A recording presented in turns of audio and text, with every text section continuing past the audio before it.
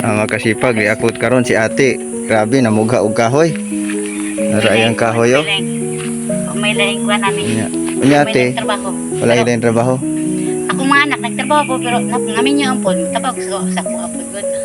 Lagi. Kay minyo man. Lagi. Na naman sila Pamilya nila. kagalingong pamilya. So ikaw na lang ang naglihok sa imuhang pamilya pod. Kay si mister nimo Kanang dili nakakuha na. Nasa Na-stroke palay na? lang siya kay di man pwede ko sa kay sakit. pero ang imong ginabuhi okay lang pod. ay garden na ako ni ukrahan. Imo din ang okra. So tanaw na to na rong okra ni ate mga kasipag. So grabe nagbugha man ka oh. Di kay kan sa magong. Dihara ko sa unahan ate.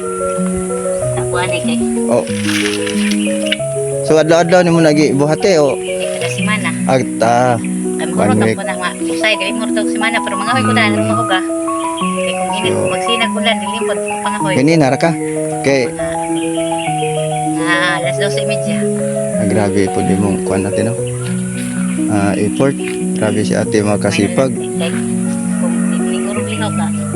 Ay Oh, good. manghatag sa mga So bata. nag-garden pa gyud ka imo din inyo ning area dire. Dili karang na may amuan ni bante-bante ra mi diri ha. Nagbantay daw sila ni ate dire. So nagunit si ate og at sa mga kasipag, grabe. Ingon ako og lalaki tong nagian ako ron mga kasipag, babae man di ay. Lakas mo ate. No? Ha? Ang lakas mo. Sabi mo siguro ikaw dito.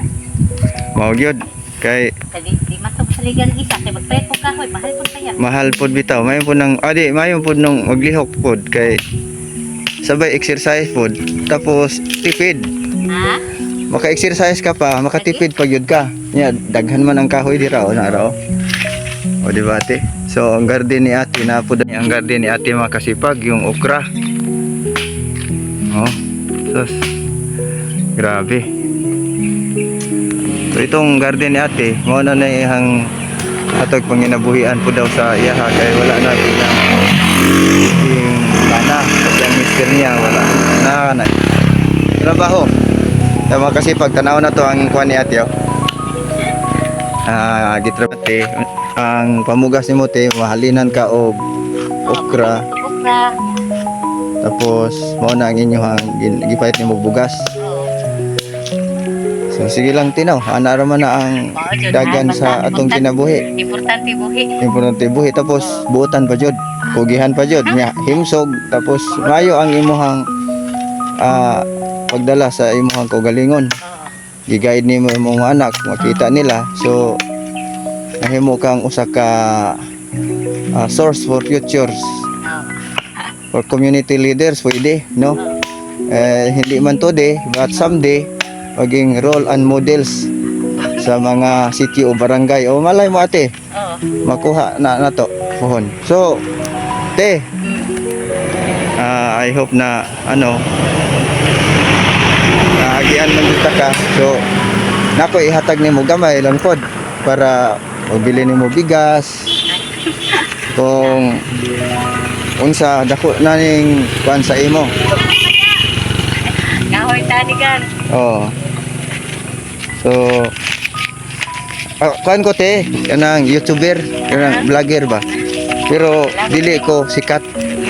Kay karon lang. Sige na mga. Ako na ihatag kay ate para bilhin nimo. Sa konting halaga te.